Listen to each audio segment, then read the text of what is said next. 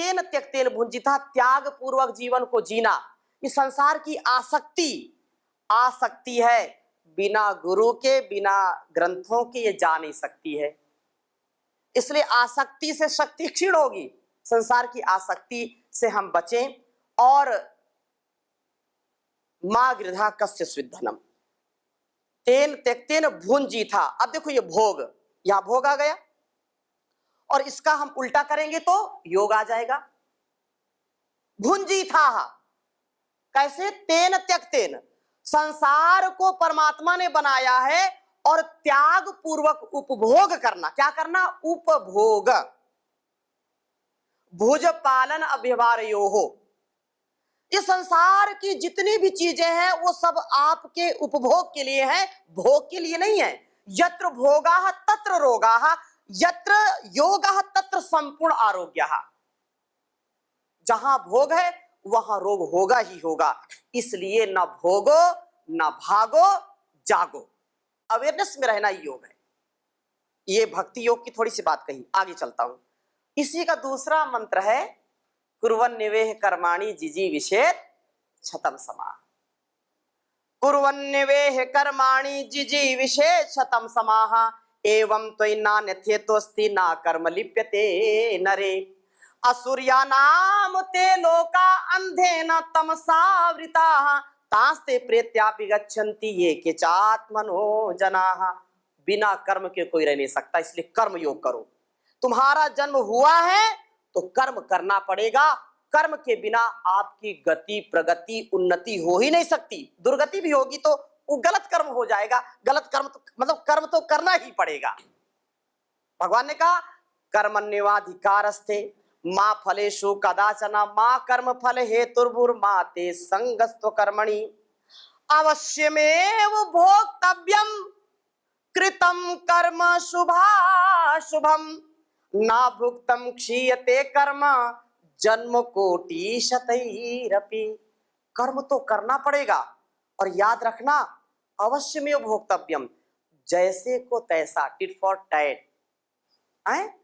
जैसा जैसा कर्म करोगे वैसा फल मिलेगा।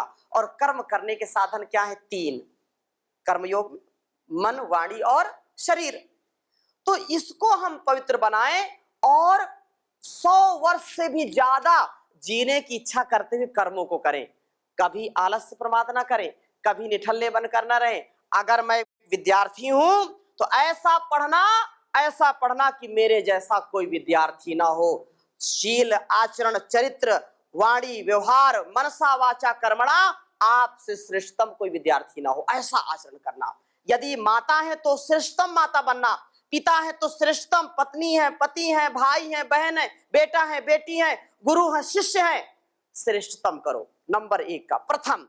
तो ये जो है अपने आप को प्रथम बनाओ, अपने आप को श्रेष्ठ बनाओ, श्रेष्ठतम बनाओ, सर्वोत्तम बनाओ। यही योग है, इसको जीना, इससे कल्याण होगा। और इसमें संपूर्णता से अपने मन पर, अपने इंद्रियों पर कंट्रोल रखना, क्योंकि ये मन और इंद्रियां कंट्रोल में नहीं रहती तो फिर परेशानी पड़ती है। फिर आगे हम चलेंगे तो कठोपनिषद में बड़ी चर्चा है।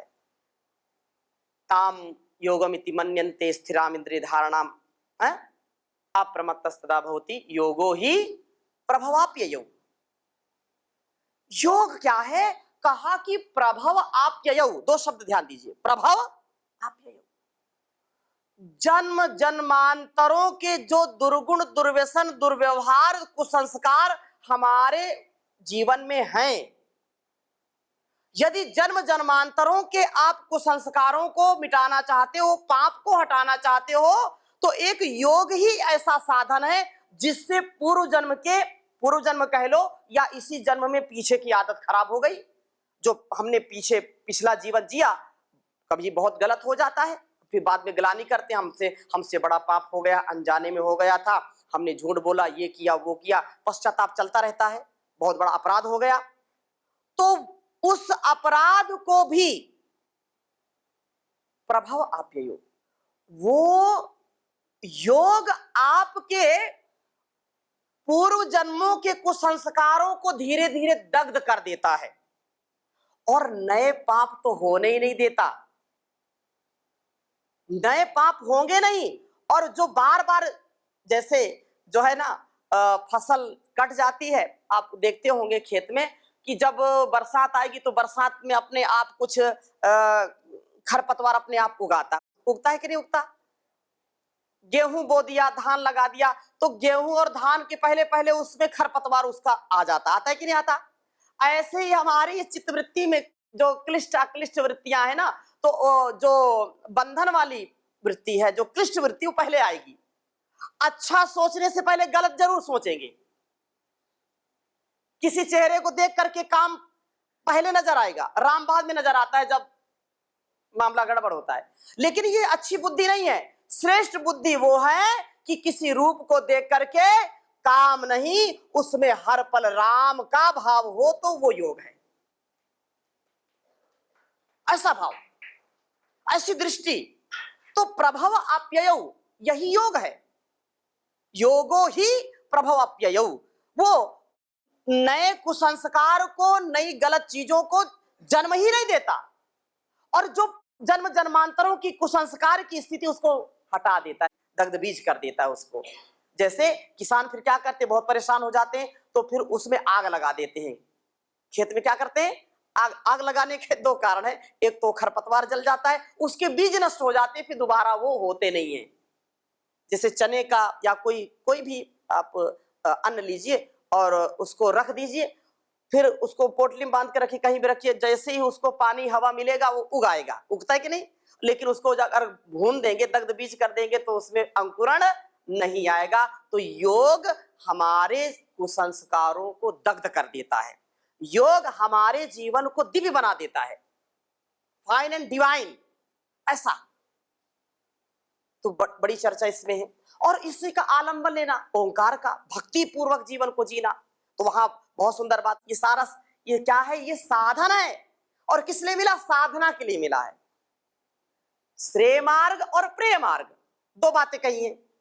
तो श्रेय मार्ग ये मुक्ति का मार्ग है, ये योग का मार्ग है। और प्रेय मार्ग भोग का मार्ग है, वो सांसारिक मार्ग है, वो बंधन का मार्ग है। इसलिए ये सारी चीजों को हमारे उपनिषदों में समझाया है और कहा कि भगवान का आलंबन लेकर के इसको जियो, और जागृत किया। उत्तिष्ठत जागृत प्राप्य वरान निबोधत क्षुरस्य धारा निष्ठा दुरतया दुर्गम पथस्तद कवियो वदन्ति। अरे तुम उठो, जागो और आत्म ज्ञान के लिए श्रेष्ठतम गुरुजनों के पास जाओ। क्योंकि ये तुम जो पहले मंत्र में ईशोपनिषद में कहा था, सारा क्या है, ये साधन है और प्रभु का दिया हुआ, तुम्हारा कुछ भी नहीं है। हो तो बताओ ना, कुछ लेकर के आए थे क्या? शरीर कहीं मिलता है क्या? नहीं मिलता, तो सब उसी का दिया हुआ। इसलिए यहां कहा कि आत्मानम रथनम विद्धि शरीरम रथमेवतु, ठीक है ना। आत्मानम रथनम विद्धि शरीरम रथमेवतु बुद्धिम तो सारथिम विद्धि मनः प्रग्रहमेव च इंद्रियाणि हयानाहुर विषयास्तेषु गोचरान। ये सारा संसार एक विषय के रूप में है। और आचार्य ने लिखा, मुक्तिम इच्छसि चेतात विषयान विश्वत्यज। यदि तुम मुक्ति चाहते हो तो संसार की विषय को विष के समान त्याग दो। माय डियर, ये स्वीट पॉइजन है। क्या है ये? स्वीट पॉइजन है, इसलिए इसको त्यागो यदि जीवन को अच्छा जीना। और आलंबन किसका लो? कहा ईश्वर का, भक्ति योग का आलंबन लीजिए। संसार में बहुत कुछ है।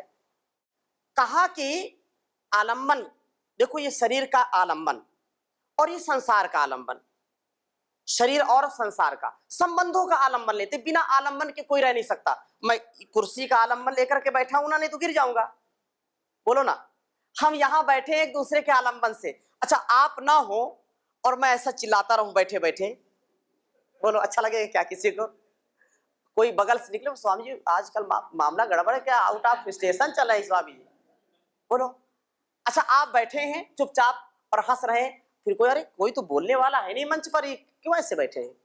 मतलब क्या है? आलंबन। ये संसार आलंबन से चलता है।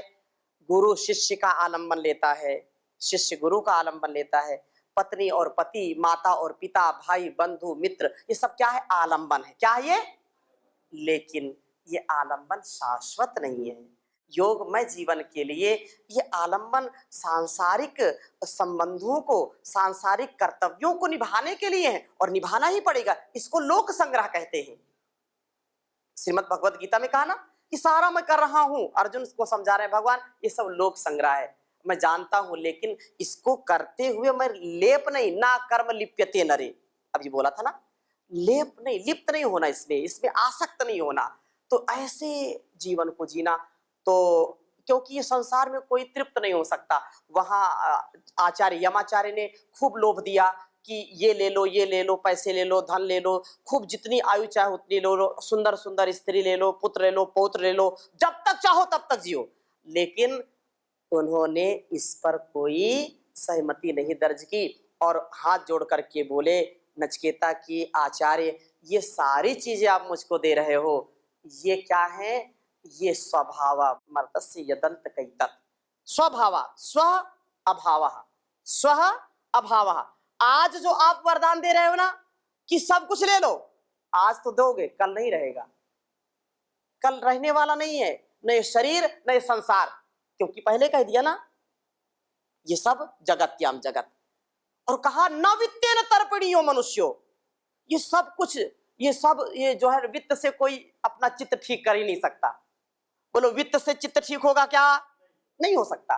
जिसके पास करोड़ है उसको अरब चाहिए, जिसके पास अरब उसको खरब चाहिए, खरब वाले को और चाहिए, है शंख नील और पद्म, पता नहीं महाशंख कितनी संख्या है, लोग तृप्त नहीं होते। इसलिए कहा एतत् आलंबनम श्रेष्ठम, एतत् आलंबनम परम, एतत् आलंबनम ज्ञात्वा ब्रह्मलोके महीयते, एतद्धि आलंबनम श्रेष्ठम, एतद्धि आलंबनम परम, एतद्धि आलंबनम ज्ञात्वा यो यदि इच्छति तस्य तत्। कहा कि अगर तुम संसार का आलंबन लोगे तो दुखी होगे, अगर तुम ईश्वर का आलंबन लेते हो, ओंकार का आलंबन लेते हो, तो संसार में जो तुम चाहोगे वो मिलेगा। और आज योग ऋषि परम पूज्य गुरुदेव जी महाराज को हम देखें, योग का, भगवान का, गुरु का आलंबन लेकर के पूरी दुनिया में योग को, आयुर्वेद को पहुंचा दिया। ये योग की ताकत है, योग की शक्ति है, ऐसे जीवन को जीना। फिर आगे प्रश्नोपनिषद में कहा कि ये प्राण शक्ति, ये प्राण विद्या सबसे बड़ी विद्या है, इससे बढ़कर कोई विद्या है ही नहीं। सब कुछ देखो, शरीर हम अंदर सब कुछ चल रहा है, लेकिन कौन कर रहा है? परमपिता परमेश्वर कर रहा है। तो वहां प्रश्न किया कि जब बताओ, आचार्य पिपलाद ऋषि से पूछते हैं कि जब ये सो जाते हैं व्यक्ति तो कौन इसमें जागता है, कौन देवता जागते हैं, कौन सोते हैं? तो कहा ये आंखें भी सो जाती हैं, सोते हुए कोई किसी को देखता है क्या? ये कान भी सो जाते हैं, सोते हुए किसी को सुनाई नहीं पड़ता। ये रसना भी कोई स्वाद लेती नहीं। कभी कोई सो रहा हो उसको थोड़ा सा कुछ खिला करके देखना, उसको पता ही नहीं चलेगा। ऐसा करना नहीं। हाँ, और ये नासिका सूंघ नहीं सकती, सोते समय ये सारी इंद्रियां अपने सुसुप्ति अवस्था में चली जाती हैं। लेकिन जागता कौन है? तो कहा कि आचार्य ने कहा देखो ये प्राण ही जागते हैं, प्राण से ही सब कुछ चलता है।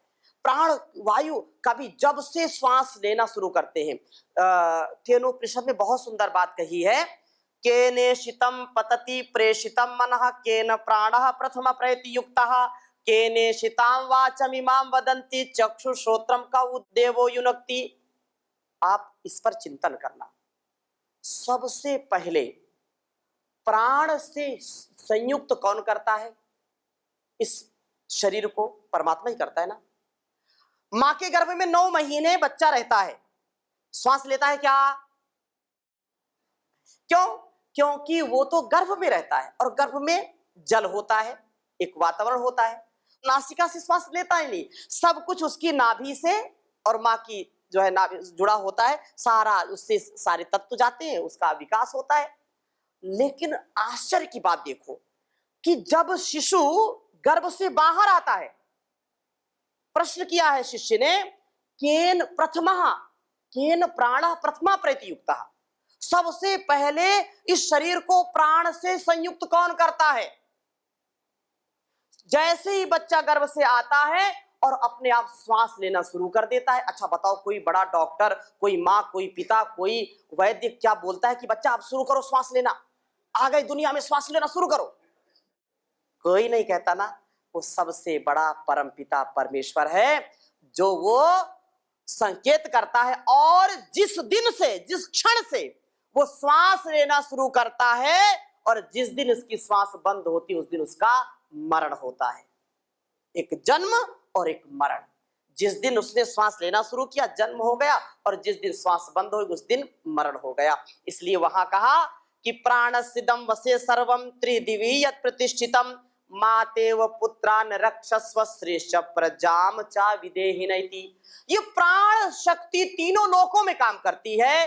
त्रिदिवीयत प्रतिष्ठितम, जो कुछ भी है वो प्राण से ही है, प्राण की शक्ति से चलता है। और जैसे मातेव पुत्रान रक्षस्व, हे प्राण, जैसे माता अपने पुत्र की रक्षा करती है, अपने पुत्री की रक्षा, अपने संतान की रक्षा करती है, ऐसे ही आप हमारी रक्षा करिए। प्रजाम श्रेष्ठ प्रजाम चा विदेन, सारा धन ऐश्वर्य यश कीर्ति जो कुछ भी है आपके कारण ही है, आप नहीं तो कुछ भी नहीं है। तो ये बहुत सुंदर चर्चा है। और फिर श्वेता सूत्र में और फिर पंचकोश में भी प्राण की बड़ी चर्चा की है। तो उसका जब आपका समय हो, अवकाश हो, तो स्वाध्याय जरूर करो। इतना रस है, इतना रस है उपनिषद में, जीवन धन्य हो जाएगा। तो इसको पढ़ना, इसको जीना है। मैं तो थोड़ा सा, एक बूंद भी ना इसका ग्रहण किया है, थोड़ा सा रसास्वादन किया, वही थोड़ा संकेत आपको किया है। दूसरी बात, प्राण ईश्वर का भी नाम है, वो ईश्वरीय शक्ति से ही चलता है। और वहां पर भी केनोपनिषद ने कहा कि यत् प्राणेन ना प्राणिति येन प्राणः प्रणीयते तदेव ब्रह्म त्वं विद्धि नेदम यदिदम उपासते। ये सारी जो, इसको एनर्जी कह दो, इसको ऊर्जा कह दो, इसको कोई शक्ति कह दो, कुछ भी नाम दे दो, लेकिन ये है तो है ना। और ये सारे वेद उपनिषदों का सार है। ऋग्वेद हो, यजुर्वेद हो, सामवेद हो, अथर्ववेद हो, बड़ी महिमा है प्राण की। सैकड़ों मंत्र आपको वेदों में मिलेंगे। और इस बहुत प्रसिद्ध मंत्र है, आवात वाही भेषजम विवात वाही यद्रपाहा त्वम ही विश्व भेषजो देवा नाम दूत ईयसे, है ना। तो ये जो कुछ भी है ना, वो सब प्राण से आप्लावित है, अभिसिंचित है, और ये सारा संसार प्राण से ही चलता है। तो ये पिंड और ब्रह्मांड दोनों, उसको इंद्रिय भी कह सकते हैं आप, क्योंकि ये तो बड़ा विस्तृत है। इंद्रिय, इंद्र, प्राण इंद्र का नाम है। यदि परमेश्वरी, जिससे ऐश्वर्य आता है वो इंद्र है। तो जैसे मैंने कहा ना, एकम सत्य बहुधा विप्रा वदंती, है ना। हाँ, तो ये अपना अलग अलग, हरि अनंत, हरि कथा अनंता है। तो ये बड़ी महिमा इसकी, नेति नेति, इसको हम शब्दों में बांध नहीं सकते। हम जितना, हम तो जूठन खा रहे हैं, ठीक है ना। मैं ऐसा जानता हूँ, ऐसा मानता हूँ, मैं बहुत बड़ा पंडित हूँ, ऐसा बिल्कुल नहीं। हम तो ऋषियों के चरणों की धूल हैं। अगर एक को भी व्यक्ति साध ले, बड़ा ये सबका प्रश्न होता है, और ऋषि ने इसलिए लिखा है इसको, अष्टांग योग यम नियम आसन प्राणायाम प्रत्याहार धारणा ध्यान समाधि, अहिंसा सत्यस्तेय ब्रह्मचर्य अपरिग्रह शौच संतोष तप स्वाध्याय ईश्वर परिधान। एक तत्व को भी हम यदि साध लें तो अपने आप सारे तत्व सध जाते हैं। और एक को भी हमने नहीं साधा तो सबको, मतलब एक के साधे सब सधे, सब साधे सब जाए, ऐसा लोग कहते हैं। महर्षि पतंजलि ने महाभाष्य में कहीं लिखा है, एकः शब्दः सम्यक ज्ञातः सुप्रयुक्तः स्वर्गे लोके कामधुक् भवति। कि जैसे मैंने ईशोपनिषद का एक मंत्र बोला, और एक उसका आधा हिस्सा भी, अगर हम चौथाई हिस्सा भी जीवन में उतार ले, जीवन धन्य हो जाएगा। ऐसे आचार्य जी ने जो पूछा है, अगर हम अष्टांग योग को जीवन में, अरे 8 अंग कैसे जी पाएंगे, कैसे होगा, बड़ा कठिन है ना। एक को भी हम साध लेंगे ना, तो एक से भी वो सारे अनेक उपाय अपने आप स्थिर हो जाते हैं। विद्या अभ्यासेन वर्धते अनभ्यासे विषम विद्या, तो अपने आप सारा सिद्ध हो जाता है। जहां जीवन को दिव्य बनाने की चर्चा हो, वहां आहार की चर्चा हो, ये हो ही नहीं सकता, इम्पॉसिबल, नामुमकिन है ये।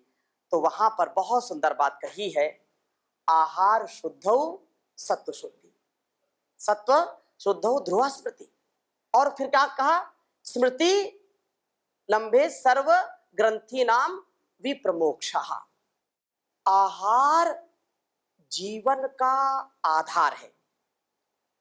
ऋषियों ने कहा कि आहार शुद्ध हो सत्व शुद्धि। आहार की शुद्धि से बुद्धि की शुद्धि है। आहार जैसा आज बिगड़ गया है, संस्कार भी बिगड़ गया, बुद्धि भी खराब हो गई, बुद्धि भ्रष्ट हो गई,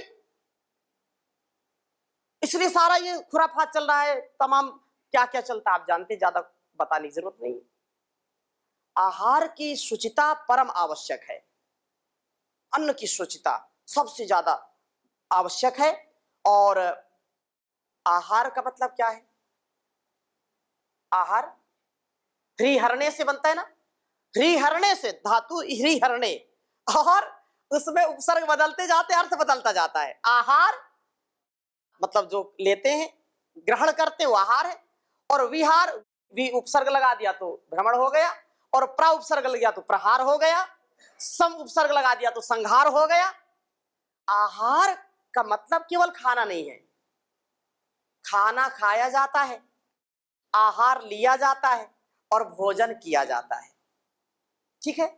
आहार, आंखों का आहार रूप है, कानों का आहार शब्द है, नासिका का आहार गंध है, रसना का आहार रस है, त्वचा का स्पर्श है।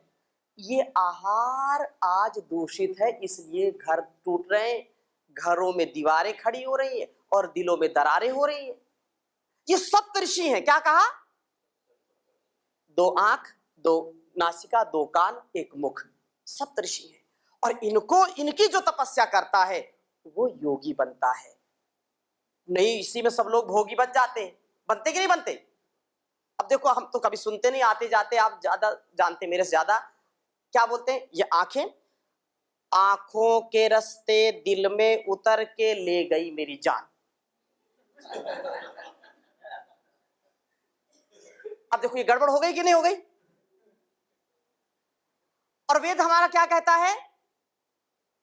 भद्रम कर्णे भी शृणुयाम देवा, भद्रम पश्येम अक्षिभिर्यजत्राः। बोलो, तो डिफरेंट हो गया ना। ये संसार का नियम है, ये अलग है, ये प्रेय मार्ग है। लेकिन ये योग, ये अध्यात्म, ये उपनिषद, ये श्रेय मार्ग की ओर ले जाता है। इसलिए जागो। अब एक एक इंद्रिय की मैं चर्चा करूंगा तो घंटों व्यतीत हो जाएंगे। मैंने संकेत केवल किया है, ऐसा जीवन जीना। आहार की बड़ी चर्चा है, आहार की शुद्धता, ये सारा आहार ही है। इसको संभालो, इन इंद्रियों को संभाल लो, आप जितेंद्रिय बन जाएंगे। ठीक है। बहुत बहुत सबको प्रणाम।